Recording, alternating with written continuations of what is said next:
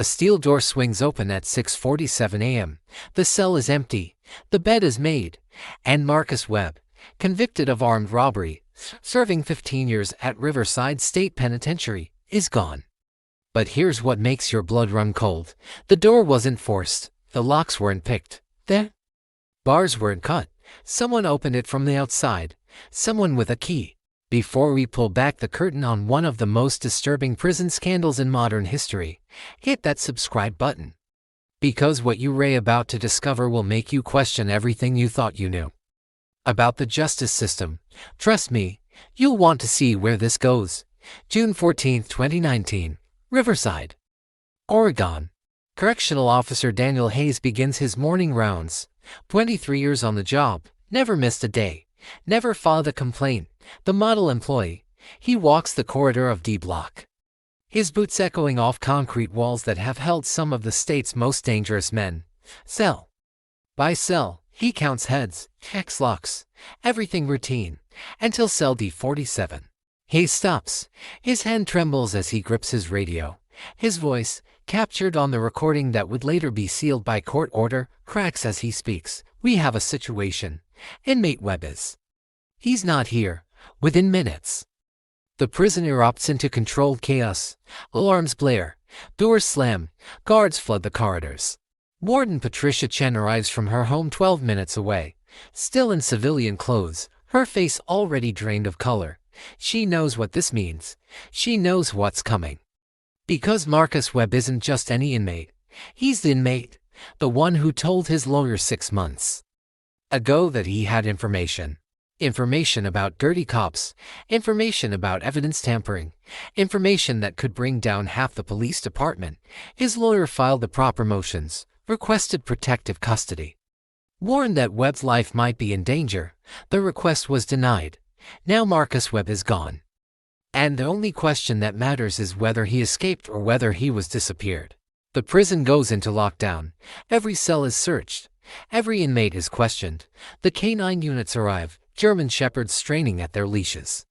But the scent goes cold at the loading dock behind the kitchen, the same loading dock where supply trucks enter every Tuesday and Friday, the same loading dock where security cameras mysteriously malfunction the night before. Detective Sarah Morrison gets the call at 7:15 a.m. She's been with Oregon State Police for 11 years, specializing in internal investigations, the cases nobody else wants. The cases that make you enemies. She arrives at Riverside State Penitentiary at 8:02 a.m. And immediately, something feels wrong. Too many people are too calm. Warden Chen's hands are steady as she pours coffee. The guards exchange glances that last a fraction too long. And when Morrison asks to see the security footage from the past 72 hours, there's a pause before the IT supervisor says, "We're having some technical difficulties with the system." Technical difficulties, right. Morrison starts pulling records. Webb's visitor logs, his phone calls, his mail, every interaction documented, every conversation monitored. But here's what she finds instead: gaps. Whole days missing from the logs, calls that should be recorded but aren't, and a visitor 3 weeks ago listed only as legal counsel except Webb's actual lawyer was in court that day. 60 miles away. Someone else visited Marcus Webb, someone wearing a suit, someone who signed in with credentials that, when Morrison tries to verify them, don't exist. She's standing in the warden's office, file in hand. When her phone rings, and no number, she almost doesn't answer, but something makes her pick up. The voice on the other end is male, distorted, probably using a voice changer. But the words come through crystal clear: Detective Morrison, stop digging. Webb is gone. That's all you need to know. Keep investigating. And you'll find out what happens to people who ask the wrong questions. The line goes dead. Morrison looks up at Warden Chen. He's watching her with an expression that's impossible to read. And in that moment, Morrison realizes something terrifying. This isn't about a prison escape. This is about a cover-up, and she just became a target. Detective Sarah Morrison doesn't scare easily, but when she gets home that night and finds her front door unlocked, a door she knows she locked, fear becomes something real. Something that tastes like copper in her mouth. Nothing is missing, Nothing is disturbed. Someone was inside. Someone wanted her to know they could get to her anytime they wanted.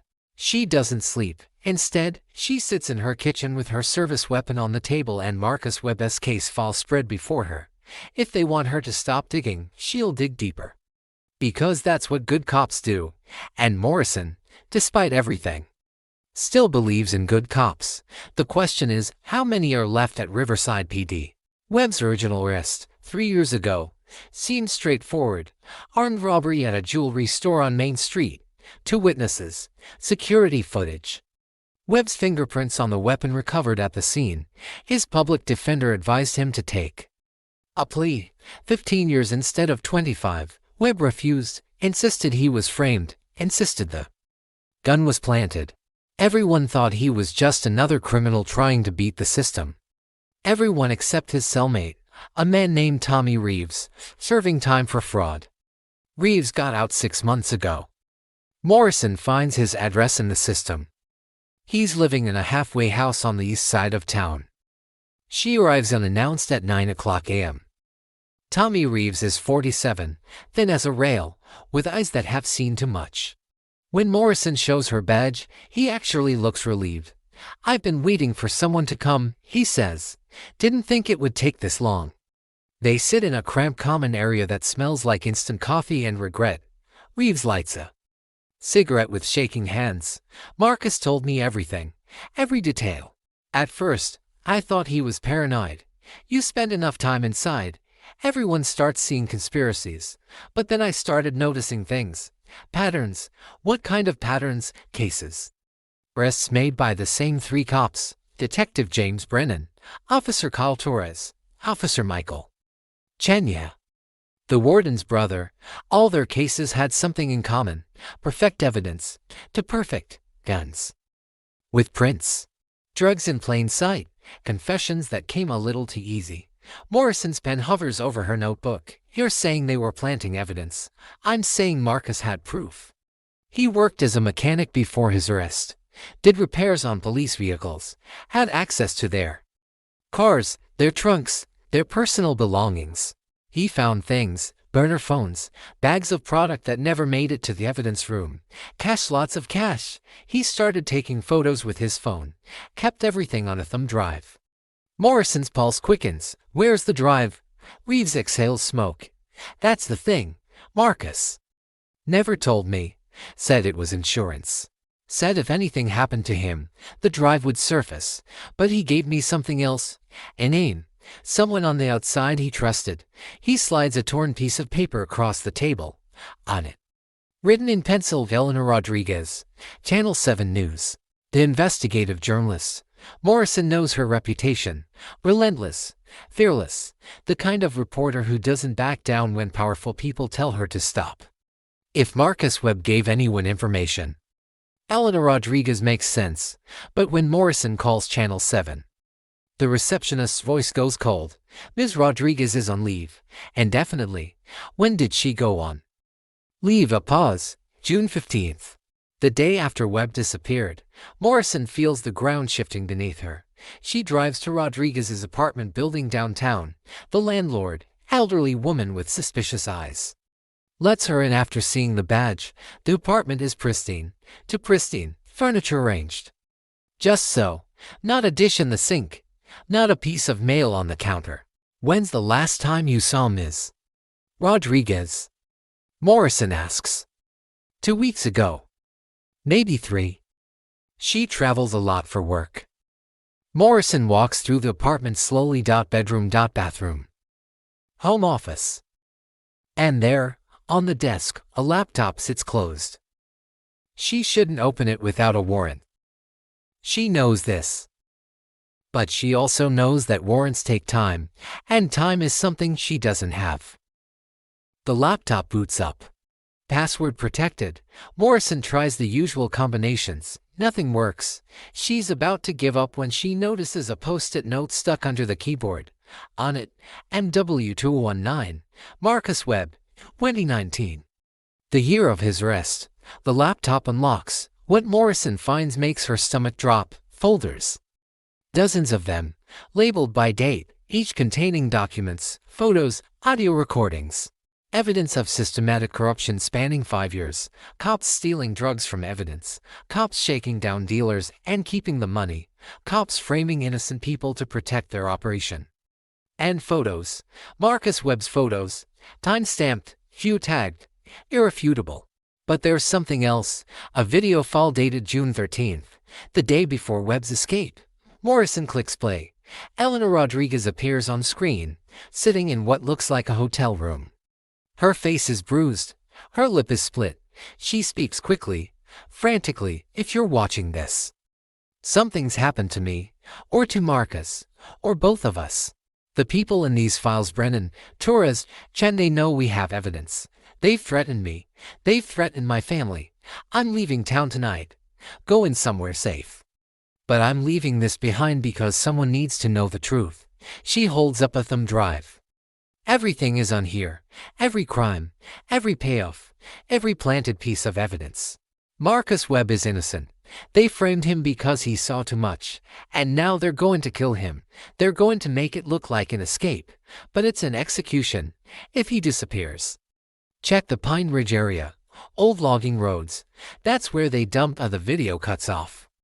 Morrison plays it again, and again. Elena's words echo. That's where they dump. Not that's where they might dump. That's where they dump. Present tense, ongoing. Which means there are other bodies. Other people who ask the wrong questions. Morrison's phone buzzes. Text from a known number. You watched the video. Now you know too much. Last chance to walk away. She looks around the apartment. Realizes whoever sent the text knows she's here. Knows what she found. Is watching. She grabs the laptop and runs. Outside, a black SUV sits across the street. Tinted windows. Engine running. As Morrison gets in her car, the SUV pulls away slowly, deliberately, not following. Just reminding her they're there, Morrison drives straight to the Oregon State Police headquarters, demands to see her captain, slams the laptop on his desk. We have a situation. Multiple officers at Riverside PD are corrupt. We have evidence. We need to move now. Captain Richard Owens stares at the laptop, then at Morrison. His face is unreadable. Where did you get this? Eleanor Rodriguez's apartment. She's missing. Marcus Webb is missing. Sir. We're looking at conspiracy to commit murder. Evidence tampering. You entered her apartment without a warrant. Morrison blinks. Sir, this is inadmissible. Everything on that laptop is inadmissible. You know this, detective. The room feels suddenly smaller. Morrison studies her captain's face. The way he won't quite meet her eyes. The way his jaw clenches. How long have you known? She whispers. Owen stands. Walks to his window. Looks out at the parking lot below. Go home, Morrison. Take some time off. You've been working too hard. Sir, that's an order. Morrison picks up the laptop. Her hands are steady, but her world is tilting. How many people are involved in this? Owens finally looks at her. And what she sees in his eyes is worse than anger. It's pity. More than you think. Go home. Forget what you found. And detective, he pauses. Watch your back. Morrison walks out of headquarters knowing 3 things. 1. The corruption goes higher than she imagined. 2. She can't trust anyone in law enforcement. And 3. Marcus Webb and Eleanor Rodriguez are probably already dead.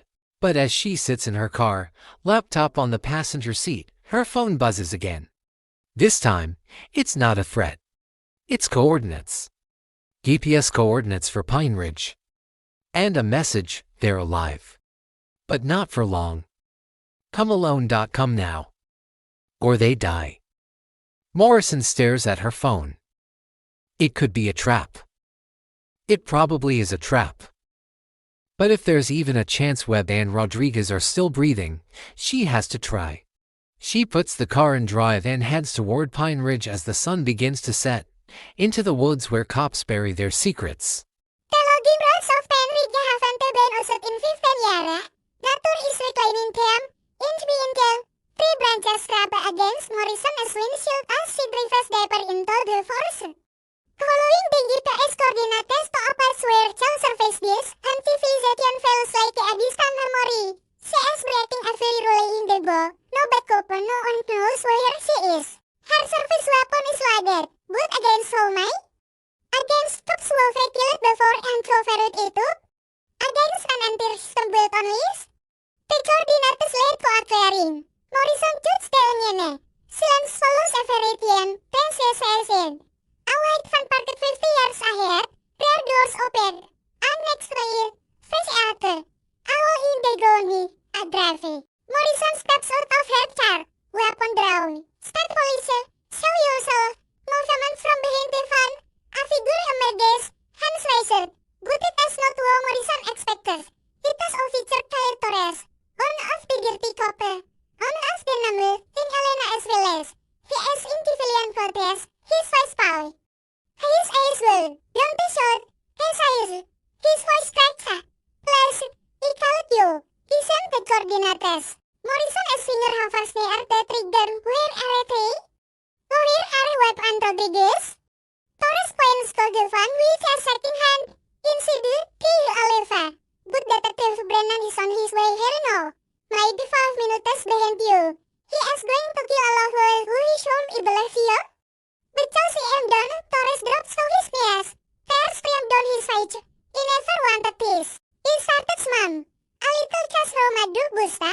Looking the other way, then it got bigger. Then Popo started disappearing. Icanti doti Saimore. Morrison approaches the van cautiously. Weapon trained on Torres. She looks inside, and there they are. Marcus Webb and Elena Rodriguez. The bone, gagged, 3 feet, but alive. Morrison holsters her weapon and starts shooting their restraint with her pocket knife. Elena rips the gun from her mouth. Gasping repeats as a top. Torres dintis of us. Dia hampir tidak push. Brennan told him to tell you. Kerjai want to kill all 3 of us and make it look like the track of a gunshot splits the air. Morrison follows the bullet pass inches from her head. She spins. Detective James Brennan stands at the edge of the clearing. Weapon raised. Behind him, Officer Michael Chen. Both in tactical gear, both with the coat eyes of men who have done this before. Drop it to Morrison, Brennan says. His voice is calm. Almost friendly. You don't have to be here. Just walk away. Tell everyone Webb and the reporter killed at hotel. Tell everyone Torres went rogue. We all back up your story. You all the hero. Morrison's weapon is aimed at Brennan as gesture. Her hands don't shake. It is over. Division defines the evidence. Listen copy it to the FBI and Hurago. It is a bluff, but a good one. To Brennan's expression flickers. Double. Calculation. Can he smell? No, you didn't. Because you still think you read the good guy. You still think this can work, huh? You want to go to the fence with who trying to fix it internally first. Cut as your weakness. Morrison, you still believe it. He is ringing. And they both know it. Last chance, Brennan said. Walk away, behind Morrison. Elena whispers urgently, the laptop, in your chair. Cut as the only copy. If they destroy it, we have nothing. Morrison is main ratchet, Three Tiger. 2 armed suspects. One of her, the Mark does the word. Unless Torres is still on his knees, sobbing. Morrison looks at him. Really looks at him. Sees a man who is broken. A man who is desperate. A man who may if pushed. Let the written for the first team in years. Torres, Morrison says quickly, you said you were done. Prove it. For a moment, nothing happened. The forest holds its breath. And Torres reaches for the weapon at his ankle. It is a small movement, almost imperceptible. But Brennan says it. Everything happens at once. Brennan swings his weapon toward Torres. Morrison fires. Her shot hits Brennan in the shoulder, stunning him.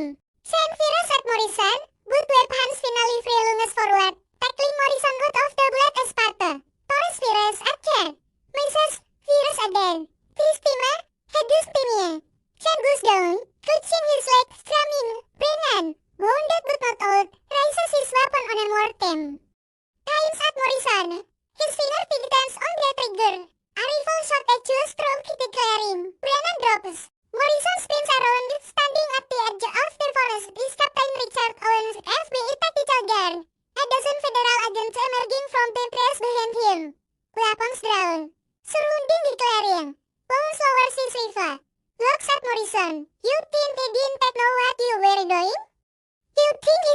home because I was dirty?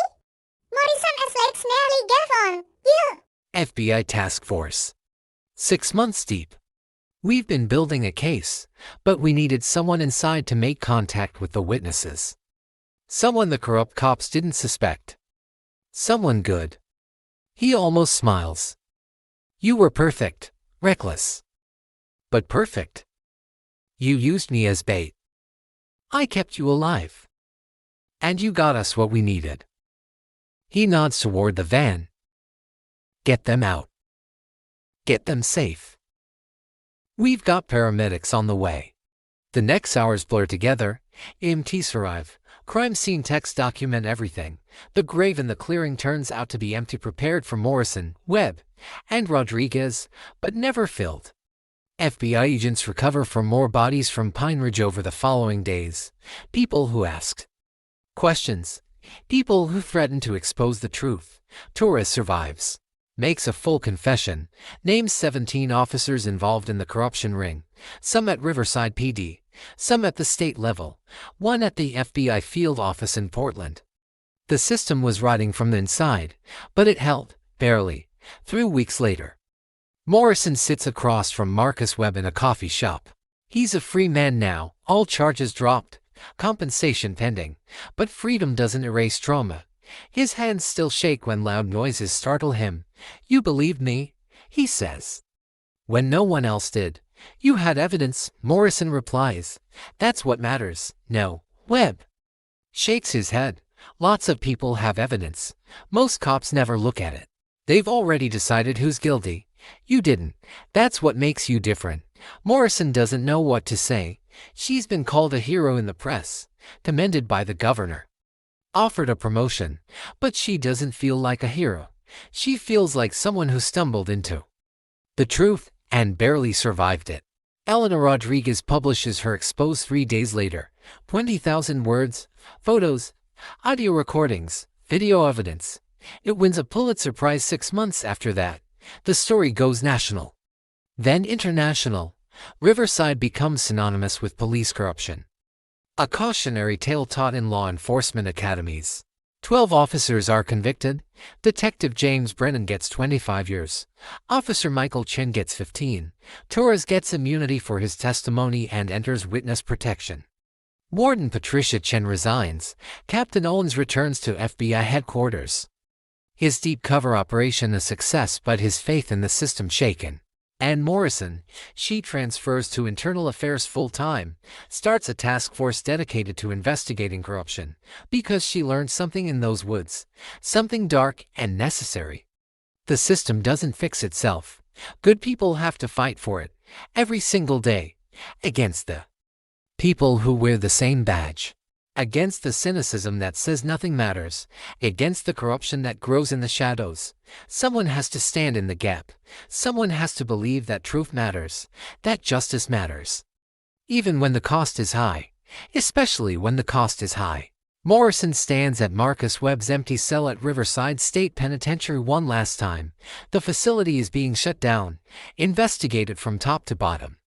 The steel door that opened at 6:47 a.m. that June morning hangs ajar now. A reminder of what happens when the people meant to protect us become the predators.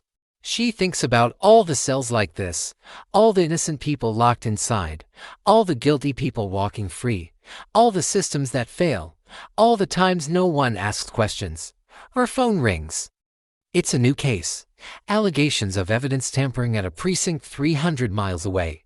Another town, another cover-up, another fight. Morrison answers the call. Because the work is never finished. The battle is never won. But someone has to keep fighting.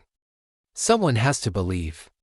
She walks out of the prison and into the sunlight, ready for whatever comes next. Ready to dig into the darkness again. Ready to expose the truth, no matter who it destroys. Because that's what good cops do. And Morrison, despite everything, still believes in good cops. She has to. It's the only thing that keeps her going. And if this story made you think twice about the systems we trust, hit that like button. If you want more investigations into corruption, cover-ups, and the people brave enough to expose them. subscribe and turn on notifications, because the truth is always darker than you think. And someone needs to shine a light. Stay vigilant, stay questioning, and never stop demanding the truth.